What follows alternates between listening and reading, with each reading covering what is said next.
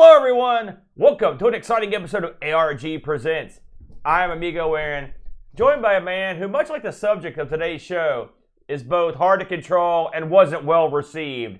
I give you the Brent. Hey, what's going on, man? What's going on, the Brent? How are you this week? I'm doing well. You came in here like a house of fire. He's ready to rock and roll. No, I used all my energy. Now I'm ready for a nap. Oh, we shot that, didn't you? So, we spun the wheel last week, Brentster. We did. We made the deal, and it's an exciting deal. It's a deal that's overlooked. I can't believe we never got to this console.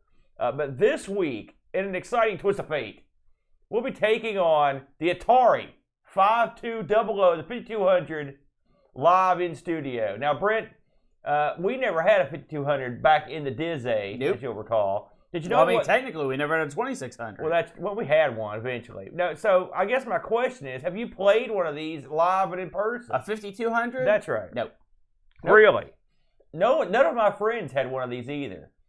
Which is funny because everyone I knew had some sort of 5200 or a spinoff or a 2600. So I mean, everyone had a VCS or a Sears 2600. Those things sold like hotcakes, brother. But these things, not so much. Nah. Let's dip our toe in the pool of this thing. I should mention that I own one of these, and I've actually had it on the show before. If you go all the way back and look at another episode of the show, let me get the exact one here. I kept it up so I can tell you. It was episode 71, Pack-In Games. It was our first little brush with the Atari 5200. I actually brought the 5200 on the show, but I didn't bring it on the show this week, Brendan. Why do you think that was? Because it's a huge mass? That's right. It would literally take up this whole table. It's a big monstrosity of a huge gimmick. So, and that's coming from a huge mass. Yeah. So the 5200, of course, manufactured by Atari Incorporated. Those fine folks over at Atari. They weren't fine at this point. They were This was their second effort in the console domain. Yeah. This thing was released way back in 1982 and came out to... was an upgrade or the answer to the Atari 2600, the super successful VCS that had sold millions and millions, 100 million, 30 million. It was a ton. It was a ton of sold consoles back in those days. And like I said, the funny thing about the Atari 2600 and its spawn is that a lot of its competitors at that point were close to playing it as well. The ColecoVision had an Atari 2600 adapter. Yep. The Intellivision had an Atari 2600 adapter. Yep. Both Coleco and Mattel had released standalone clones of the Atari 2600. Everything was playing this sucker. But it was the Wild West back then. You could do that kind of craziness. Correct. Although ironically, there is one console that didn't play it out of the box. The Atari 5200. Whoops. We'll get to that in a moment. So let's talk about this thing. This thing was known as the Atari 5200 Super System, man. No, it wasn't. Yeah, it was. No one ever called it that. That was on the box. It was on the box.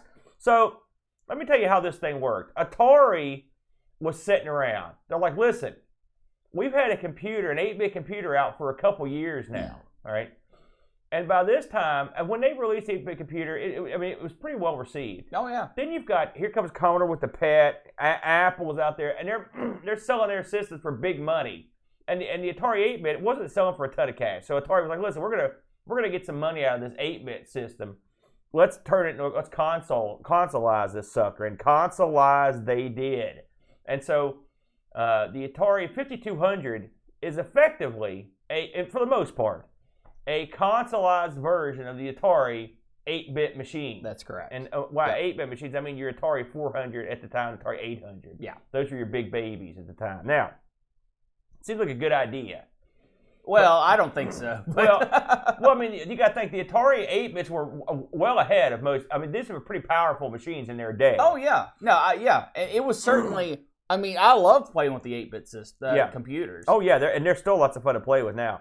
So, they didn't just, it wasn't a straight conversion from the computer. No, that would have been smart. And they had that was a strange decision, to be honest with you, because you could port stuff, you could actually develop 5200 carts on an Atari computer, but then use that to port them over, which was good. but there were some incompatibilities that made it so it was not exactly a straight shot. And there's a list of chips and stuff that do that, but it is what it is. So this is the way they decided to do it. Now, when this thing was in pre-production, it was called, I like this name, the Atari Video System X. That's a cool guy name if I ever heard one. Advanced Video Computer System. That was the full name. So the Atari Video System X dash Advanced Video Computer System. Now, that right there rolls off the tongue, brother. I love the code name for this, though. In true Atari fashion, Pam. Pam was the code name. Now, there are rumors as to why the code name was Pam. One of them they said it stood for Personal Arcade Machine, but I prefer rumor B, named after a chick in the office. Yeah, that's the way Atari used to do it. It's much like Commodore as well. In lieu of your annual bonus, we'll name something after you. So let's talk about this bad boy. We've mentioned its monstrous size. Yes, I've got the dimensions here: 13 inches by 15 inches by 4.25 inches thick. So that shows that's a monster. Wow. It's a monster. By today's standards, this is still a huge console. Yeah. It's huge. Yeah. Now, part of the reason it's so freaking big is it's got an actual drawer in the back that you can put cartridges in. So a huge chunk of it is just an extension. Storage, yeah. Listen, I like this idea, but I hate this idea. No. This thing weighs a ton. You could beat a man to death with this console. Yeah. It is nasty, and you can do it while you're playing it. If only you could control it like that. Yeah. So it was a huge system right out of the gate. It also had for the original version, 4 controller ports on the front. Now, as you know, underutilized. The Atari 2600 controller port was the ipso facto standard in controller port. Yeah, certainly through the 70s and 80s. The ColecoVision had those ports. Yeah. The Intellivision had those ports. The Sega machines had them for years. The Amiga, the Commodore 64, they all had them, right? Well, guess what didn't have them? Atari 5200, that's what. Screw that. Why did it not have? Well, these controllers were cool guy controllers. You know, anyone can have those old Atari controllers with one button. And admittedly, when you're releasing the Super System X, you can't just put one button on that sucker. You got to fully rig that thing. So what was the style of the time? Well, you had to have a little stubby control disc or joystick, and then a big wacky telephone-like gimmick on it with all the numbers and stuff. Atari 5200 was right there. They were right in the ballpark. One button, not enough. 14 buttons, probably too many. It had a numeric keypad, 2 fire buttons on each side of the controllers. That's 4. And it had pause, start, and reset on it.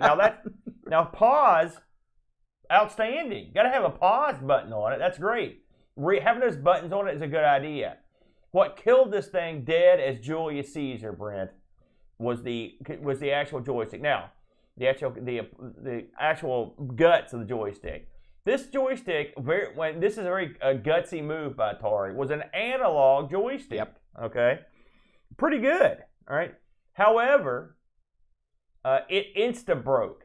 I saw a fellow do a breakdown of these sticks because these sticks are they the most notoriously bad stick in the history of consoles? They've got to be up there. They're real up there. I'm trying to think of one. Up there. And the main reason this one is so high in the running is straight up because it sucks. It breaks. It will continuously fail. It's guaranteed over time to not work. Okay, it will not work eventually. The only thing that saves this from the runaway worst joystick of all time is it is detachable from the system. Right. Yeah. Oh, yeah. Yeah. That's the only thing that you're saves right. You're right because they're having computers and was all. And but these things were horrible. Now, why were they so bad? Well, they when they were making these things, the people developing were like, listen, these are not good. These have a problem. We're in a hurry. We've got budgetary concerns, and they sped them through. But anyway, I watched the guy take these apart, and the components that make up parts of the joystick, basically the second they're exposed to air, they start to deteriorate. The rubber and whatever. And so you will never find one of these in good shape ever. Yeah. It's impossible. So these things were bad. However, I will give them the credit on actual pause and reset. And really, the funny thing about these is, if you've got a good working one, right? I mean, if you could find one, the joystick itself and the pad aren't bad.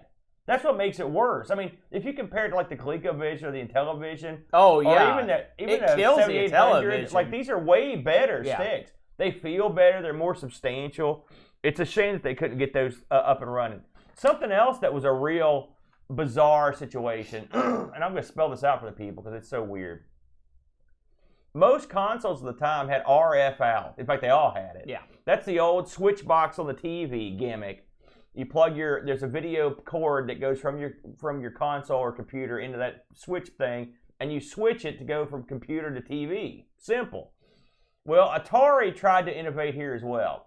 And so what they did is they developed an RF box thing that goes in the back of your TV that you plug your computer or your Atari into, but you also plug in, that's where the power to the console runs. Yeah. Okay, yeah, so I knew about this. Think about this for a minute.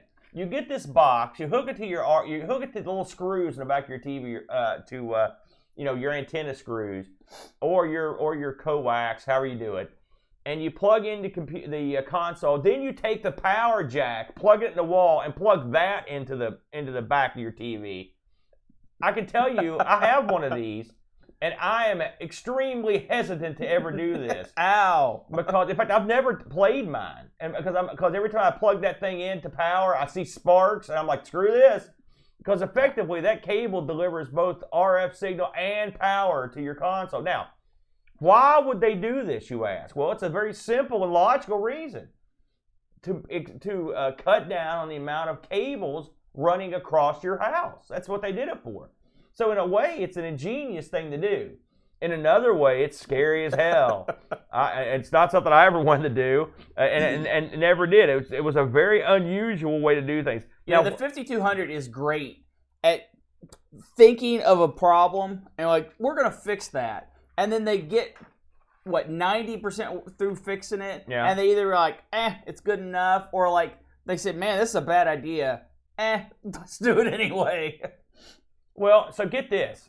There's another advantage to it as well. With a switch box, you have a switch on the back to go from TV to console. With this rig they've got, as soon as you turn the 5200 on, bam, it's on the screen. It takes over, And as soon as you turn it off, it's off the screen. So you can see the more advantage of this. Now, this ended up being taken out of the second model. They also went from 4 joystick ports to 2 ports in the cut down. Because there was hardly anything. There were things that used the 4 players. There were hardly anything. I think the Real Sports might have dabbled with them, but there was very, very few games that actually did anything with them. Yeah, there weren't a ton made that had the normal RF out, but that was like the last batch that had those. But I have the 4 ports with the crazy RF, and it's I don't like it. And modifying this thing is no easy task either. Just not the best. Now we talked about the controllers a minute ago. They did have some third-party controller support from Wico. I've seen these Wico sticks. In fact, they look okay. I've never actually controlled anything with them, but they're tough to find. So it is what it is with the Wico sticks. So let's talk about some games that came out for this thing. When we covered the 5200 way back briefly, and when we talked about the packing games, do you remember the packing game that was included with it back in the day? I believe this was Breakout. That's correct? Right. A stupid thing to include, by the way. And by the way, if you'll recall from that episode, a game that didn't use any of the 5200's new graphical abilities in any way. It looked like garbage. It played like garbage. It was garbage. I mean, I don't think it played that poorly. And of course, it did use the actual joystick analog, which that made a big difference. A lot of the games that got ported to the 5200 were Atari 2600 games. Yeah. Okay.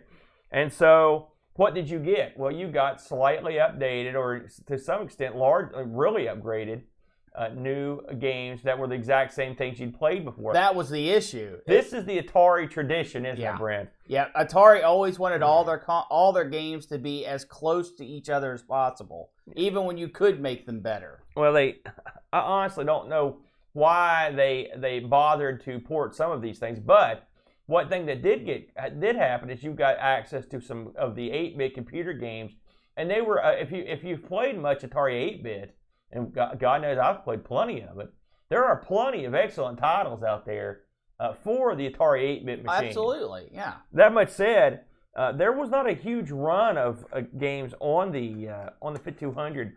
The number of games on this thing officially released, you had 69 games. So I think it's kind of interesting. Not a huge amount of games.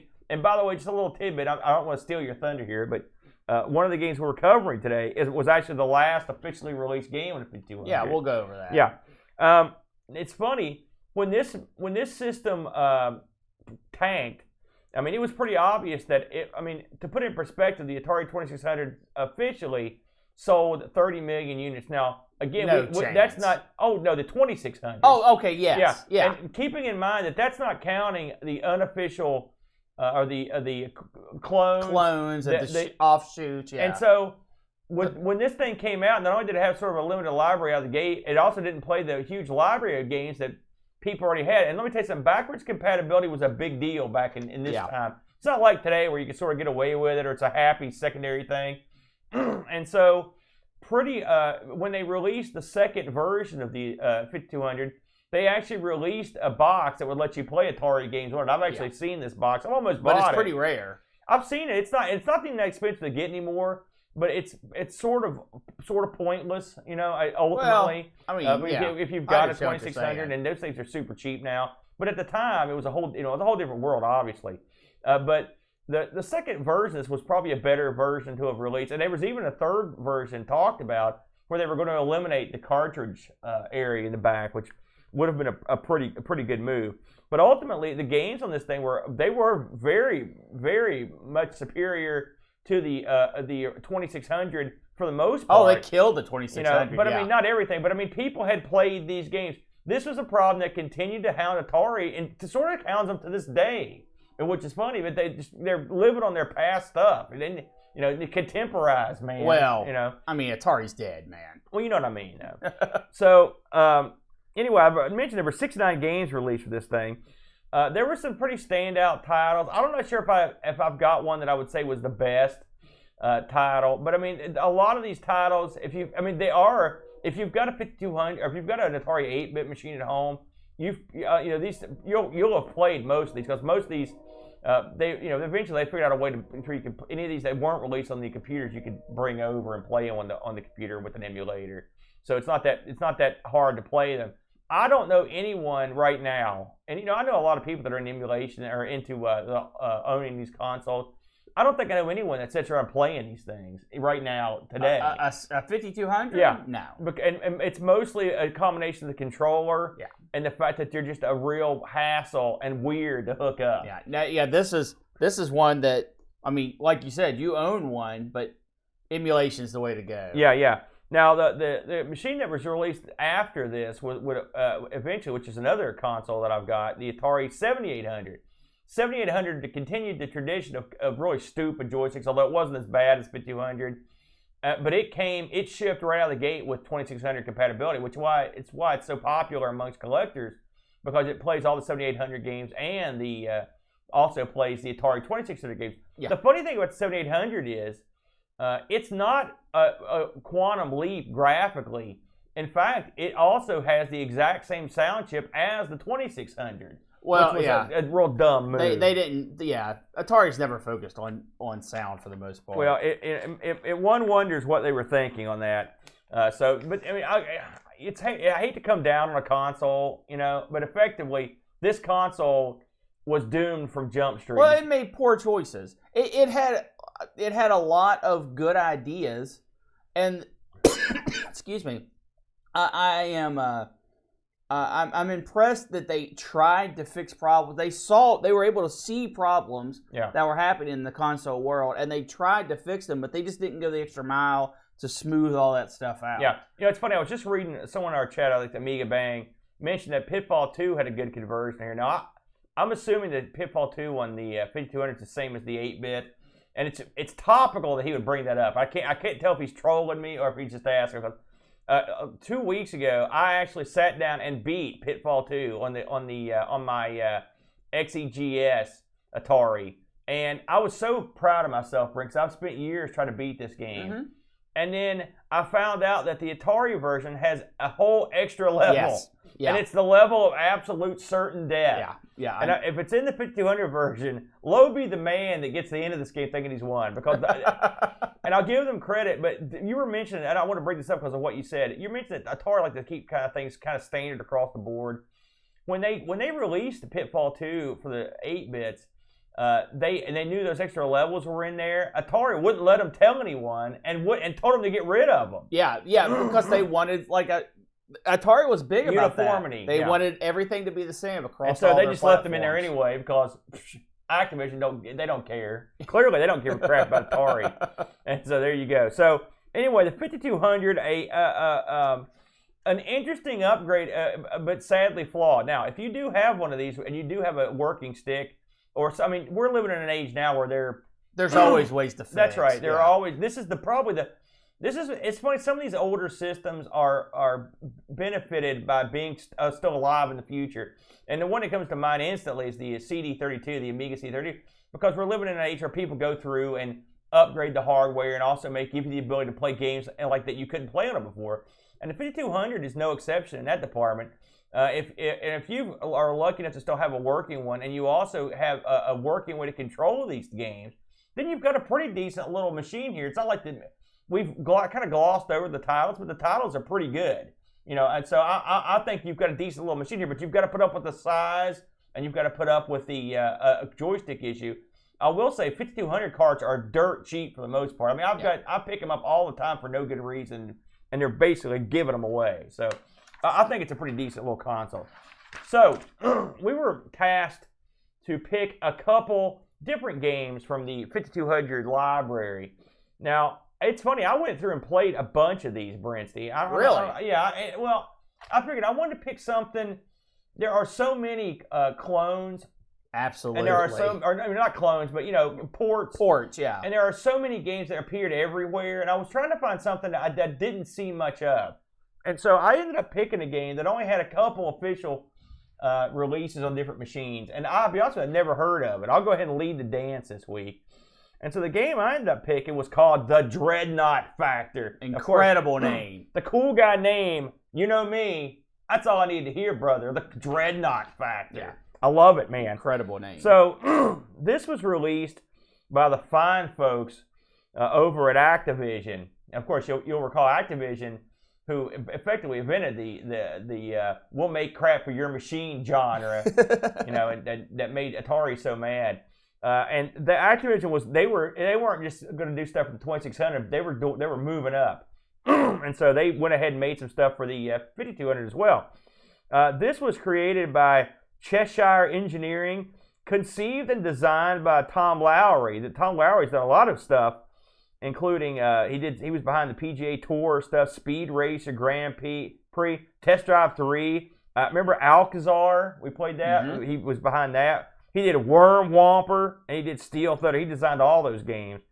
He also programmed a couple games we've covered. He did the D&D games on the Intellivision, Need for Speed 3. He also did Boxing and Sub Hunt. He programmed those. This particular version was programmed by Eric Nickel. As far as I can tell, this is all he ever did. I looked him up. Now, the Dreadnaught Factor was actually released. You can play this on the 5200, and the Atari 8-bits had a version of this. Yeah. Which effectively is pretty much the same. This also had an Intellivision release. That's why I picked it, because I thought that was unusual. Those consoles aren't what I would call cross-compatible for the most part, and there are striking differences between the two, which I'll get into in due time. So, what is this game? So, you have a little fighting ship, and your goal is to knock out these large Star Wars, Star Destroyer style capital ships. It's a very interesting game. This has a cool backstory. I'm going to read a little bit of it here. The Zorbon Dreadnoughts are spaceships that are 140,000 feet long and weigh 970 megatons. Not just tons, megatons. Making them the largest, most heavily armored spaceships ever created. A fleet of these large battlecraft are now headed towards your home planet, and it is your job to stop them. The game is played from a side-scrolling overhead point of view. Not in this case. It's a straight up and down point of view. So this came from the Intellivision version. On each pass of the spaceship, you try to bomb and shoot as many of the enemy vents as possible. Now that's key, and we'll get back to that. So your ship compared to the 970 megaton ships is no megatons. It's a tiny little Yar's Revenge style or asteroids. It's your typical Atari ship, a tiny little ship in a huge universe. Yeah, you're basically a U. And you know the Dreadnought Factor. The Dreadnoughts are cool looking, big capital ships. Your ship not cool looking at all. Completely indescript, flashing ship. That you're a flashing U, a flashing letter U. So, what is this game? Let's get down to the nitty gritty. You see it. This game starts off giving you a choice of which levels to play and difficulties, right? Then I always start with one, and you see you're orbiting a planet in space. The title screen is a planet underneath you, kind of scrolling along. Pretty good effect too. Atari, they were good with that effect. I'm just saying it's cool. It was okay. And you see off in the distance the Dreadnought coming, and this little crosshair, and you're going after him. And then you go from that sort of, let's call that a map screen or a break screen. Then you are in space, your little ship. Although, you can do nothing. Right. There's nothing to do with this screen. You just hit the button. But it's a visual interpretation of how close to being screwed you are. Right. It shows you how far away, which means how many, basically, attempts you have at taking down the ship. So then you are in space. Your little ship is in space, and it's flying towards something. And eventually, the something arrives. And it is the very first ship. It's a large capital ship. It looks sort of like a Star Destroyer. I'm sure that was not an accident. Some of them do. No, this first ship does. Yeah. And so, what you've got to do is you have to take this ship out, which seems impossible. Well, what you've got to do is take out targets on the ship, okay? The ship is covered in guns, things that shoot bombs. There's bridges. There's missile silos and vents. And you've got the goal of the ship of your fighter is to bomb all the vents. When you bomb all these vents, the ship will explode. Okay, seems simple, right? It ain't. Now your ship is armed with lasers and bombs. So think of like a top-down. I'm trying to think like a Xevious. I guess it'd be a game that has bombs. Right? You're from that. Except for your ship's much smaller and less cool looking than the Soul View. So you've got to go through and bomb these vents, and this is pretty much the game. It's not pretty much the game. Yeah. It's the game. But while the ship's not just going to sit there while you beat the tar out of it. Well, the first one is. The first ship, the guy running that ship is Commander like Doofus. You know, he comes in peace. He just lets you beat the crap out of his ship. But it's a good tutorial. Warm up. Yeah. Now, blowing up different stuff has different effects. I was talking to Bode about this the other night, and he couldn't, and he mentioned this in his review that he couldn't figure out what he's supposed to do, because when you come across these capitalist ships, you cannot stop or go backward. You can slow down, but you can't stop, and so it's almost like a River Raid or a Zaxxon, except you control the scroll, but you can't stop it. You can slow it. And the first thing you want to do is, on the back of these ships are engines, big old thrusters. If you take these out, you'll slow the ship down, and that slows down that scroll, all right, because the ship's not going by you as fast. You understand? So you've also got different areas of the ship that you can destroy that will cause different things to happen. For example, if you bomb and destroy the bridge of the ship, and a lot of ships have multiple bridges, this will slow the firing rate of the ship. The ship has covered in guns and bombs, tons of them, and fighter little ports where they can take off fighters. They shoot out those the little triple dots of doom. And these things can be slowed by shooting on the bridge. Now, if you don't slow them, as you get later in the game, this is just like going to the Death Star. I mean, there's lasers everywhere. Yeah. It's insane. It's crazy time. We mentioned destroying the engines will slow the thing down, and destroying the energy vents will ultimately kill it. So it's important to know what you're bombing. Now, I'm one of these guys, Brent. I don't know how you did it. I just hit both buttons at once all the time. I never understood why you would not do that. The only times you wouldn't want to do it is if you really had to lay in some precise bombing. Every once in a while, you would. The ship shoots fast enough. I mean, it's one of those you can only have so many bullets on the screen at the same time. Yeah. But the ship shoots fast enough that normally your bullet is off the screen by the time you need to shoot again. So you could just tape both buttons down and fly around. Right now, I don't know if you fool with the options for the difficulty on this. Oh yeah. I did, and I will say they're aptly named. Your levels are basic, novice, expert, and then the last one, you've got to be kidding. Yeah. Did you try You've Got to Be Kidding? No, because I loaded it up, but I saw what it was. I was just like, all right, whatever. Yeah. You've got a goodly amount of destroyers, and they range. The funny thing about this game, you think to yourself, oh crap, they just have different shaped destroyers, and that's it. Well, you'd be amazed at the difference that makes, wouldn't you? Oh, yeah. If you've got like a destroyer that's shaped like an M, for example, you're effectively going after two destroyers almost, and there's a lot of crossfire because the lasers are set up diagonally, so you're getting crossfire everywhere. Yeah. Plus those little bombs coming up. It's pretty intense game. You've only got so many passes before the capital ships come to your planet, and when that happens, the game's over. And also, if you run out of ships, now you start with 10 ships. Sounds like a lot, but you can lose them pretty quick. This is one of those games where you could be cruising along and just hit a bad streak, and you could go through fighters real quick. Well, it's an interesting concept because every time that you die, or every time you die, or you go past the ship advances closer. Yeah. So you can die that way. I never died by losing all my ships. Is that even possible?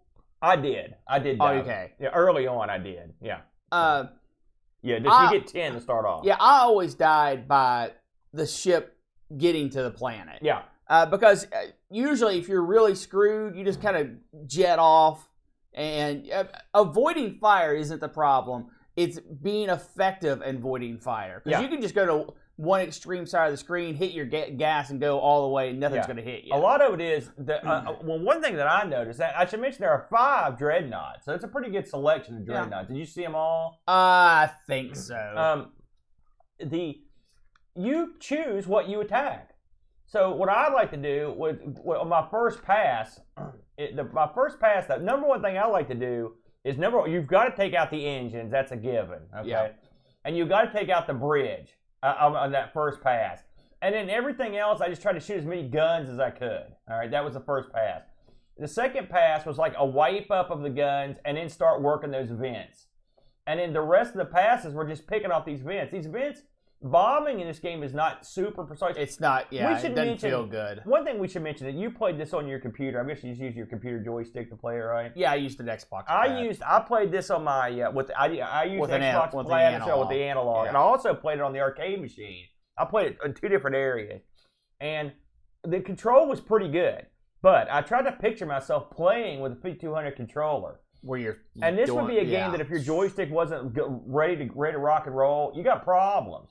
Because you need that precise. Those vents aren't easy to hit, and there's a ton of them. You know what I'm saying? And they're on some of the ships, they're spread out, and so you need to have pretty precise bombing. You can get away with it kind of loosey-goosey shooting, but the bombing needs to be precise. But you did make your own strategies in this game. Now, what did you have a particular method to your madness, or did you just go in there with guns blazing? No, I always went in for my first pass to try to get all the guns. Yeah, and I would usually get at least 2 of the engines. Yeah. Second pass, I would focus again on guns. I didn't realize that the destroying the bridge did anything, so I never focused on that. But I realized really early on about the engines, and I focused on the guns because the guns are what kill you more than anything else. Yeah. And then usually I also when I did it, I would. Because most of the ships you can work the left side and then work the right side, and it makes sense. Yeah, I'm not saying you have to do it that way, but those are pretty good ideas. These ships actually had nicknames. I'll go through a few here. one including Jaws, or the Delta Jaws, Coke bottle, Batwing. That's different nicknames for it. You actually get extra points if you the first time you see these ships and you blow them up, you get a little bonus point. Of course, it's a points game. Now, one thing I like about this, Brenny, is that this is, Activision had a good gimmick going, and their gimmick was getting patches out. And this game was a game where you could get a patch. All right, so if you could destroy an entire fleet on level 4 and send in a photo to Activision, you would get the Dreadnaught Destroyer patch. If you're watching the video, it's a patch in the upper right-hand corner. You can actually get a patch for the game, which I think is pretty cool. I always think that. Now, I wish I had some of those. Level 4. Yeah. How many ships is that? That's all the ships on that level of difficulty. Right, but I think there were 7. There were 7 levels of difficulty. So 4 would have been like what? 10 ships? No, I think it just run through the entire fleet. I think if you beat the whole. Okay, so it's like 5 ships. Yeah. Okay. So that's kind of cool. No one has these patches. They're super rare, but it'd be neat to have one. Now, let's talk about the Intellivision version briefly, since we'll probably never get by that way again. I thought it was neat that this was released in Intellivision. The weird thing about the Intellivision version is that you go across the ships at a completely different angle. You go left to right on the screen, and the ships scroll horizontally. Yeah, that's weird. It is, but it actually looks pretty good. I didn't get to play that version, but I have to give that one a shot. I thought it looked pretty cool. Overall, I really enjoyed this game. I thought it was a lot of fun. What was your take on it? I mean, did you enjoy playing it? I thought it was real neat. I like those kind of like buzz bomb the thing, things. I think the concept for this game is great.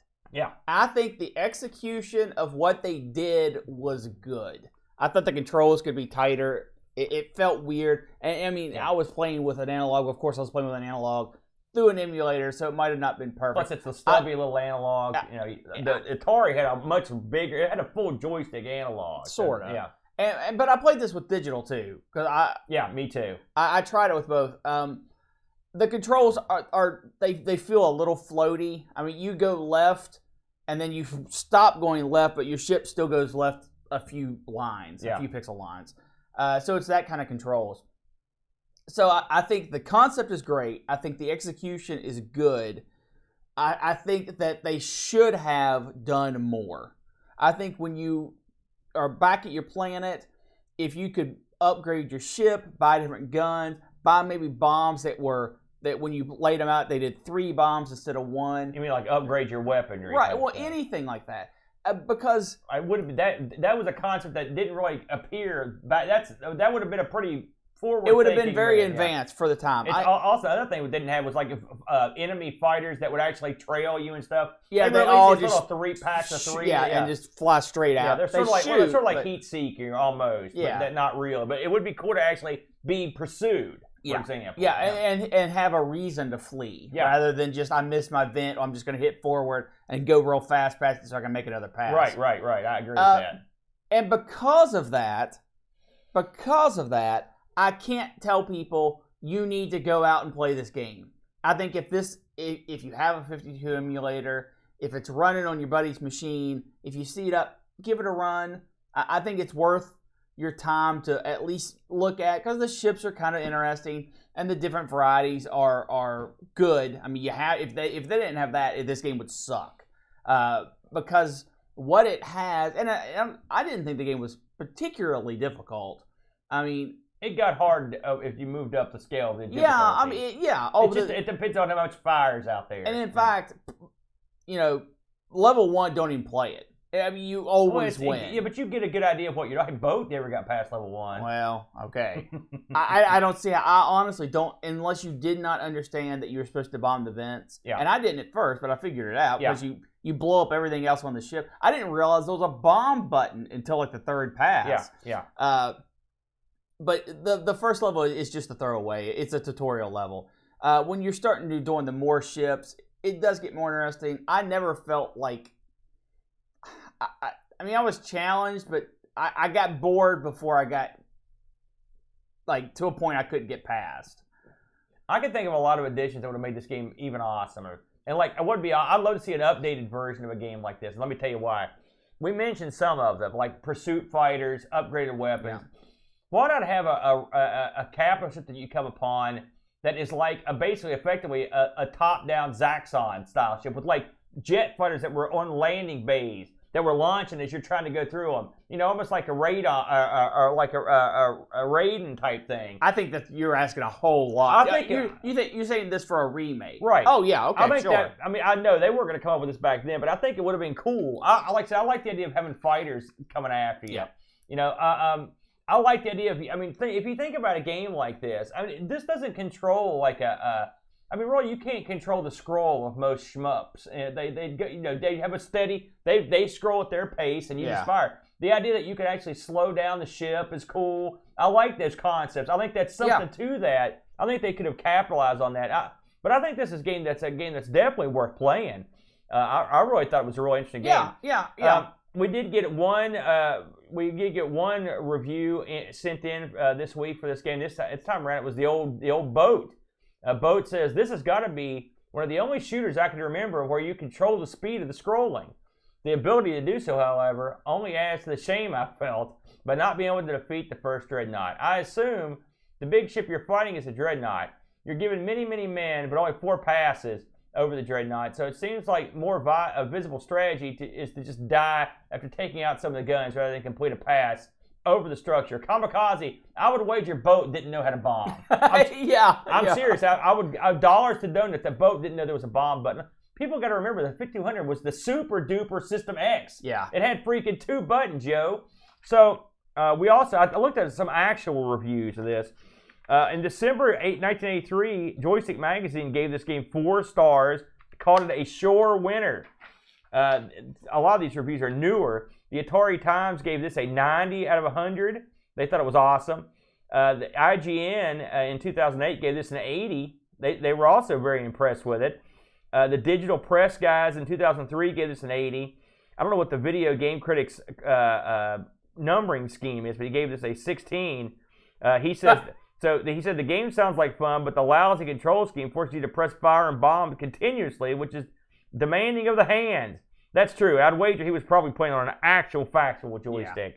So I could see where that would cause you severe pain. I did look this up on the eBay, Brent, and it's there. There were plenty of copies, and they were going for pretty good money, to be honest with you. You can get an unopened, like still in the shrink copy of this for a little over $60. And then you can get loose boxes for under that, and then carts would be like, I'm talking in the $30 range. Loose carts somewhere under that. You know, the prices were all over the map. Those are fair. I think those are fair prices. The market is adjusting right now to these classic consoles that are sort of uninteresting. So I think they're doing this in anticipation that there's going to be a wave of interest in the 5200 like there has been in a lot of these other classic consoles. So the prices are in flux as people try to determine how much money they can take from the pot. So there you go. Okay. Yeah, well, that's my guess on that anyway. So the Dreadnaught Factor, I dug it. I thought it was pretty good. I thought it was okay. Let's close the door on the Dreadnaught Factor. Now, Brent, this week you picked an interesting title. I didn't see this one coming. Why don't you tell us what you got? I went with a movie title, Gremlins. And movie tie-ins usually really bad when especially during this era when they come to the old console market. For those that don't know, a quick thing about Gremlins the movie. It was released, 1983, 84, and it was supposed to be, the genre is horror. I never really saw it as horror, but I guess kind of like a comedic horror. It was a very unusual family comedic horror Christmas film. Yes. You don't see those come out too much. So, just a very, very quick rundown of the movie. The father was buying his son Billy a Christmas gift, went into an old shop and ended up buying a Mogwai, which is a furry, almost teddy bear with big ears looking thing that it's alive and it walks around, it talks and it eats and it's fun to play with, all that good stuff. But there were 3 rules. Don't get it wet. It doesn't like sunlight or light at all, or bright lights. And don't feed it after midnight, because if you feed it after midnight, bad things will happen. Yeah, so in the movie, all those things, of course, happen. Whenever it gets exposed to bright light, it screams and cries and kind of goes nuts. whenever you get it wet, it multiplies. That's its breeding, the way it breeds. Yeah. And if you feed it after midnight, and after midnight is effectively from midnight to 6 a.m., it will turn into an evil version of a Mogwai called a gremlin. And it's super evil. Gremlins, where the Mogwais are fuzzy and soft and teddy bear-like, the gremlins are leathery and scaly and reptilian-like. Fangy. And they just like to run around and cause mayhem and destruction. They're not really like murderous, but they're more like mischievous. Oh no, they're murderous. Well, they'll kill you. They'll kill you. But they don't necessarily go out to kill you. They're just kind of I don't know. I think they're pretty murderous. I'll be honest with you. They're not nice. They're not to be messed with. No, they're certainly evil. They're chaotic evil, no question. Yeah. Geek. But so when it came to a game form of this, there were actually a couple released. Yeah. And all of them universally panned. Yeah. However, the Atari 5200 version was a completely different version than was released anywhere else, which is one thing that made it special. The second thing that made it special is this was at the decline, into the decline of the 5200. And this was when Jack Tramiel was coming in and taking over Atari. Okay. And he said, all console projects done. We don't want you. They're done, right? Well, the day before, and I don't know if the programmer, John Siggers, saw the writing on the wall or he just got lucky, but he had I'm going to guess he saw the writing on the wall, because the day before Jack came in and made all these demands, the programmer, John, sent the chip to go get programmed to the factory. So when all these games for the 5200, which there was only a handful, were going to get released, they were done, they were just ready to get shipped, they got the axe put on them. Well, this was already gone, and Tramiel didn't know it. So you fast forward a little bit, all these things are manufactured. The ROMs are burnt, the carts are made, the boxes, because once the process starts, there's no stopping it. It's a contracted thing. And Tramiel was like, well, okay, we're never selling this. And it caused a stir, because the game was done. Tramiel said, we're never going to distribute this game. It's not going to happen. So much so that Steven Spielberg, which was the executive producer on the movie, went to Jack Tramiel and said, I will buy every copy you have produced right now, and then I will distribute this game myself. Because he wanted the extra bump for the movie. Right. This all happened real close to the release of the movie. And Tramiel was like, screw you, buddy. You can't tell me what to do. I'm not letting go of this stuff. I would rather see this stuff rot in a warehouse with no intent to sell it than to sell you everything so you can distribute it. That sounds just like him, yeah. So that was the 1984. No game released. 1985, no game release. In 1986, now the Atari 5200, mega dead at this point. It ended production in 84. Mega dead. Yeah. The Gremlins movie franchise, dead. There was a sequel, Gremlins 2, but let's just not even talk about that. I love the Gremlins 2, and I'll talk about it when it's my turn to talk. Go ahead. So Atari's got all these warehouses they're paying space for, and they're like, you know what? Take everything out of the warehouses, distribute them. We're going to market this thing called the Atari 2600 Junior. We can sell all these games that we've just been setting on. We'll make it a big, hoopla about it. And they did it. Well, the 5200 game, there was a couple in there. That was the only one that actually made it to market. They didn't push it at all. It just got shipped out with all the 2600 carts that were sitting in this warehouse. Yeah. So this thing was just put on the shelf. I love it. No hoopla, no nothing. And it sold alongside. So this was the absolute last game ever sold commercially for the Atari 5200. That's a great story.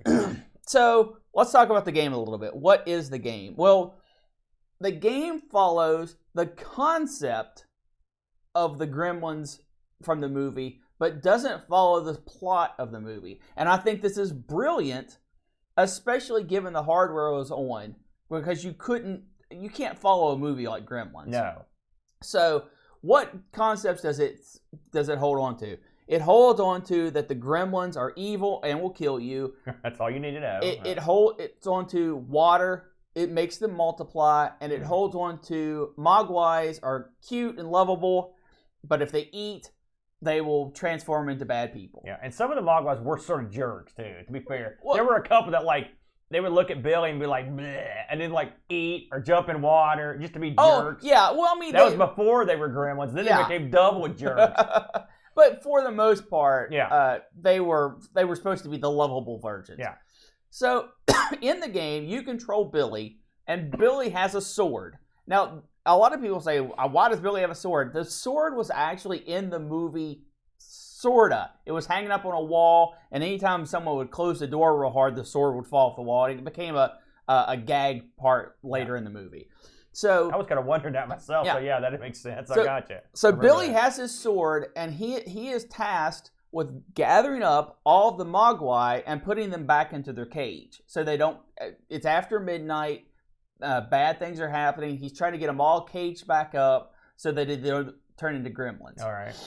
To do this, you run around. You take your sword. You kill the gremlins, and you put the mogwai into your backpack. You can only have one at a time. And then you run them over to the cage, put them in, and run back, get another one, try to save them. That is the base of the game. And if you just had that, it would be okay, but still pretty crappy. Yeah. So they go a lot farther. And they have puddles of water on the ground. They have food scattered throughout the house. And all that's good. But they also have set pieces on some of the levels. For an example, they have a popcorn machine that will spew popcorn all over the part of the stage that the popcorn machine is located on. And of course, if one of your mogwais eats that, he'll turn into a gremlin. They also have a fridge that is on the left-hand side of the screen on some of the stages that will spew out ice from the ice maker, and then the ice melts and becomes puddles. Or you can have a gremlin get over in front of the fridge, and he'll open the fridge up and just start randomly throwing food out. Yeah. Which is just brilliant. Yeah. And the last set piece that you kind of play with is at the upper part of the screen, you can have a television. And this is true to the movies, with the movie lore, that if you turn a television on, it will get the attention of the gremlins and the mogwai, and they'll just sit there and watch it. And you can go up and slice them or pick them up and take them. Perfect. Lastly, the gremlins can actually open the cage and let all the mogwai out, and then they just run around like crazy, and you have to capture them all again. Yeah. Brilliant, brilliant stuff. This is brilliant. All of these come together to make a really interesting set piece for a game. There are 2 bonus stages, or they're actually not bonus stages, but they kind of are, where you have just mogwai, and you can have to collect them all before before morning comes, which is 6 a.m., and it actually has a clock on the screen that always counts up. And if dawn comes, the screen does this brightening effect, which is pretty good. Yeah, it's. I thought my thing was glitched when I did that the first time. And then the stage ends. Yeah. Then there was another bonus stage where it was just gremlins. You're just surrounded by gremlins, and you just got to kill them all. Yeah. Brilliant stuff. This game is on the cusp of being an absolute classic. I think 2 things that kill it are the palette that is used, because the game, while everything looks like what it should look like, I mean, you can tell a gremlin from a mogwai from Billy. You can tell the fridge, the television, the walls in the room. All of that is distinguishable, but absolutely ugly. It's as close to monochrome as you're going to see on a console like this. And that, I think, I'm not a big graphics makes a game kind of guy. Yeah. But this hurts the game. It hurts the game. I agree. what doesn't hurt the game? Well, you know what? I'm going to pass it off to you. I want to hear your opinion on it, and then I want to go into some of the technical marvels of this game. Well, just to back up for a minute, I love this movie. I saw this with the folks in the theater. Yeah, it's a fun movie. And I also love the sequel because and I know people rag on it, but they don't get it. The sequel is basically trolling the original. That's what makes it great. That's what makes it. I mean, the sequel was great because they knew they couldn't remake this. They're like, we're going to make something so outlandish and we're going to make fun of ourselves, and it was great. But this was a great film. Great soundtrack, great theme. You know, I wanted to put footage of this thing in the show, but since we just got out of YouTube jail, I don't want to get thrown back in. I was scared. This is for the U.S. audience. This was the first PG-13 movie. PG-13 was actually made in somewhat because of this film, because it had gore, it had violence. But it was trying to be a family movie, so it got a PG-13 rating. This movie is an anomaly. Let me mention, it's a Christmas family horror film. Yeah. And the Gremlins, I mean, they're funny, they're Muppet-like, you know, in their activity. I mean, they're real wacky, but they'll also kill you. They'll bite you. Yeah. They're evil, and the thing is, they're not just like animals. They know what they're doing. They're jerks. Yeah. And their leader, Stripe, he's like King Jerk. He talks smack. He's a jerk. And Gizmo, the Mogwai, the original Mogwai, such a cutie. You know, they did a great job. All the actors in this were great. This is a great film. So the games that came home, I don't think I've ever liked any. And I've got to definitely say that when you told me you were picking Gremlins, I'm like, Gremlins? Oh, no. I think the Amigos got a version. I've played them, and I don't like any of them. Yeah, they're all garbage. And so when I saw this come up, and I'm like, why does Billy have this lightsaber? What's happening here? You know, and you can almost, I mean, they take, like you said, they take the most basic elements of Gremlins, and then they said, okay, let's do a single screen, like arcade style game. Robotron's feeling sort of game. When I first played it, Robotron was what came to mind because you're in a box and there's stuff walking all over the place, but it's not really like Robotron because there's no shooting for one thing, but it is chaotic like Robotron. But it is a brilliant game. I mean, it really is. Yeah. I couldn't believe how much I enjoyed it. I played it a lot. The fact that you have to, the obstacles, the crap, that, like you said, mentioned the fridge and the TV and stuff that come up. I mean, you don't start with all this stuff. They come up eventually, but it makes it more fun. The fact that these guys will just go out and eat. That when you die, like they kill you and you turn like a skeleton. Yeah. It's almost like a Dirk the Daring style death. And I like the sound. I like pretty much all of it. Now, here's the part I don't like. Just like you said, this game's hampered it's ugly. If Boat were here, he'd be like, oh, there's that brown, earthy tone. He ate a palette. He hates. And this is a very earthy tone. And if you hadn't seen the film, this probably would just seem like a pretty fun arcade romp which you don't necessarily have to see the film. But the color palette is surprising because the 5200, they could have, Dreadnaught, for example, has got a good color. There's a lot of games that have good color. I'm not sure why they went with it almost reminds me of playing like a Spectrum game. You know, Spectrum there were reasons why its games looked like this. I can't figure out why the Atari version is so weird looking. Would you like to know? I would. There's an answer to this question? I have an answer. All right, let's hear it. Did you play any of the later stages? I played until I died. I don't know how far I got. There are stages where there are up to and including 24. Oh, yeah. 24 gremlins on the stage. And that alone is amazing. Yeah. Because they are all independently moving. No, it seems kind of random, but they're all independently moving. Yeah. Also, with the popcorn machine and the fridge, there can be, dozens upon dozens of pixels that you can interact with on the screen. So what you're conjecturing is this is like a 4-color high-res type thing. Yes. You might be right. Yes, because the popcorn machine, I just let it run one time just to see how much it... And there were probably 40 to 50 pixels of popcorn.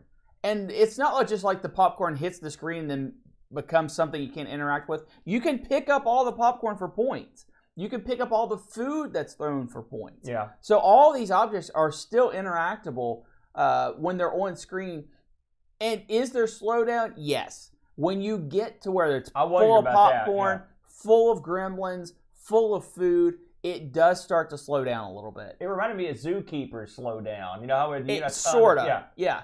But I think that's where the palette got reduced to where it was at. You might be on something there, Brenny. Because I was blown away at the technical marvel of how many things were on screen. Yeah, and it's chaotic. Yeah. Is the word, and it's amazing if you consider this thing's not running some kind of super high res. They're pounding a lot of stuff on that screen. Yes, they sure are. You may be on something. I will say the first time one of those little jerks opened the pin, I was stunned at that. Yes. I was like, what the?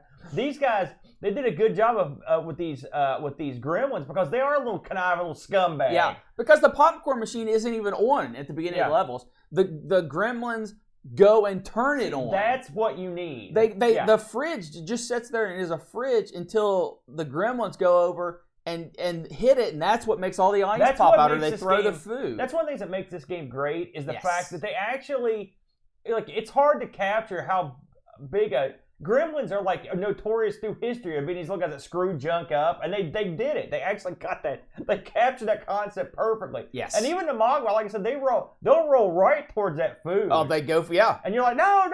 You're trying to catch these little scumbags and put them in their pen. I mean, they captured the manic feel of the film in a good way. This was a huge surprise to me. I got to say, I never heard of this.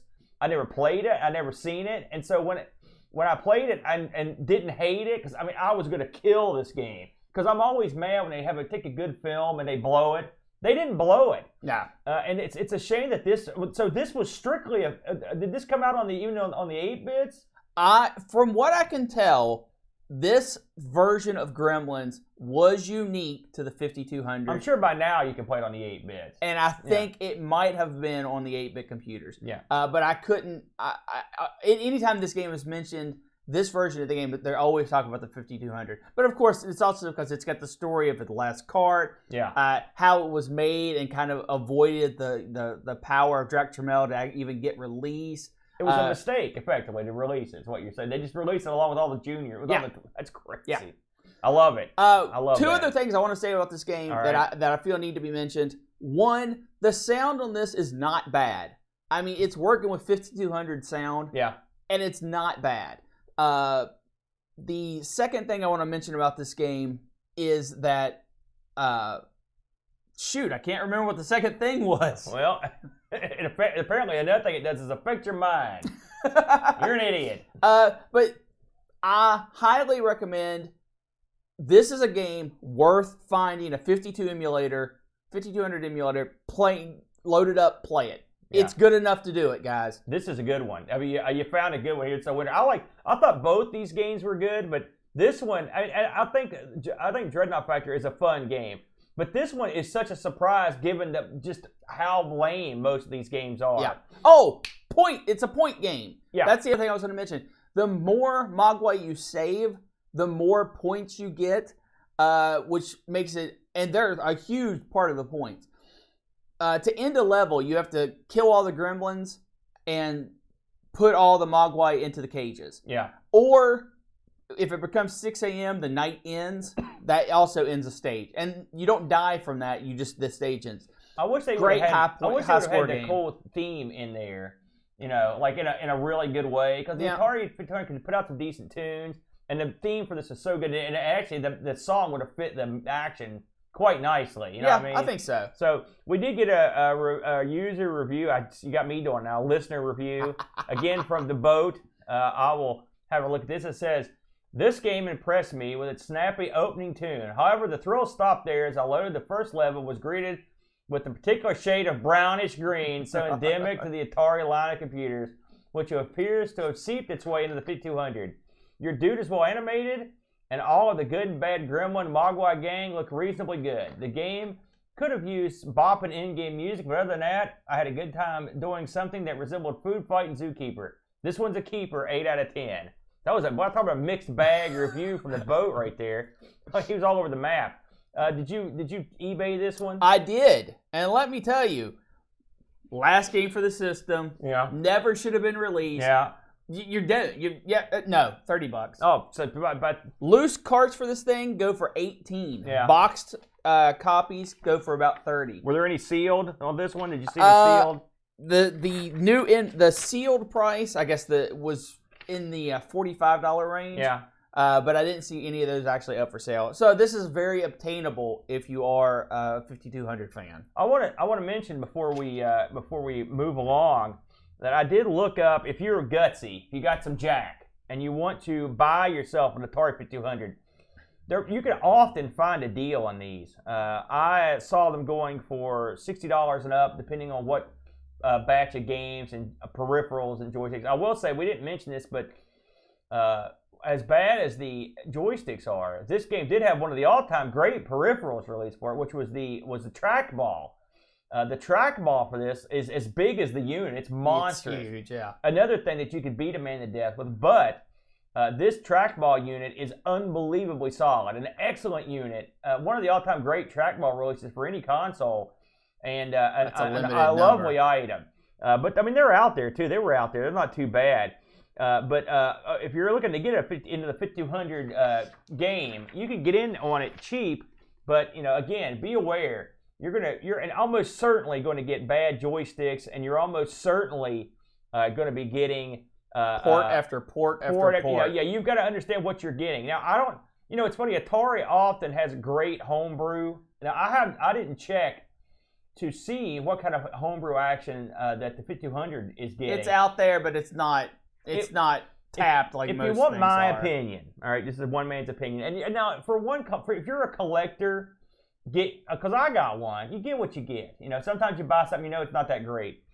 If you just want to play a bunch of great 5200 games, go out and get yourself an 8-bit Atari computer and get you one of these SD card solutions, and that will take care of you good and proper. Yeah. This thing also emulates perfectly well through MAME or whatever, so you won't have any trouble there.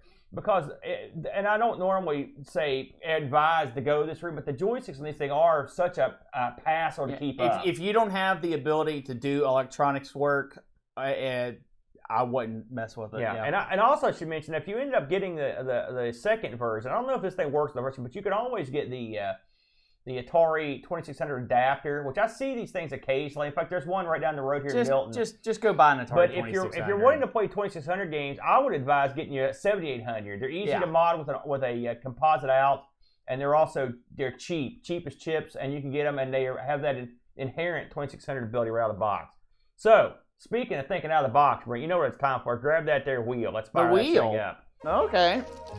Now, Aaron, do you remember what we added to the wheel? I don't. Oh, yeah, I do. You told me that we decided to add CPS1 games, I believe. CPS1 arcade games for the new piece, and for the Retro Rewind piece, we have the Sega Master System. Now, tell them what we lost this week. We lost the Super Nintendo. Yeah. It's out of the box. So. Yep, so I mean, the Retro Rewind refreshes every week, win or lose. Yeah. So, Brent, he's a harsh pass master with the old rewind. Here we go. Wow, that's a good spin. That's a real Holy good one. moly. You have a preference this week? I always want to see a rewind, but we're going to go with... What do we get? CPS1 Arcade. There it is. And how often does that happen? You get it right More out often than right you out think. the gate. Now, CPS1 Arcade, the Capcom arcade board that had quite a few games for it. So absolutely, that'll be a lot of fun because we haven't played any arcade stuff for a while, so we're going back to the arcades next week. Hey, listen, we'd like to thank our good buddy, the Duncan Styles, for these awesome Tron-like 3D graphics that we couldn't generate in a million years. We'd also like to thank our good buddy, the Bark Bit, the musical maestro who put together our closing theme. Excellent closing theme. Real quick, I want to touch, if you are listening to us, be sure to check us out on Anchor FM. They are hosting all of our podcasts now. You can get their podcast listener. It does chapters. We actually break the show up into 2 chapters now, first game, second game. So if you're just interested about one of the games, you can click to it. You can hear an awesome ad stuck in there that we worked many hours on. You know, I'm not saying, hey, go listen to our ad, but go listen to our ad. It's funny. I like it. It's 30 seconds. Find it took us hours to do that. It took us longer than it should have. Brent's a perfectionist. Me and Boat sat down, and we didn't even have any plot. We're just like, let's do it. Hey, ad. But this was meticulously worked over. It was good fun. And also, Anchor, you could listen to any of our shows. So go back, listen to the very first one if you dare. Listen to me and the Boat. Started out 16. You can hear Boat's cool closing theme Aaron and Boat making a new podcast. Remember that one? And you can just skip to the second game and get to it faster. Yeah, Boat even plays trombone on that one. So if you really want to go, back and hear it. Any other announcements you want to get into? We managed to stagger through a stream this week. It went up, then went down a couple times. And it just went down. There you go. Well, that's the way it goes. Any final thoughts? If you want to support ARG directly, you can do that by becoming a personal on Anchor.fm. And there we go. I think that's going to wrap us up. The second I said we made it through another stream, the stream died instantly. So, hey, we made it through most of the stream. So, we'll try to do better next time, Brentster. Next week, CPS 1, Capcom Arcade Action. Until then, bye!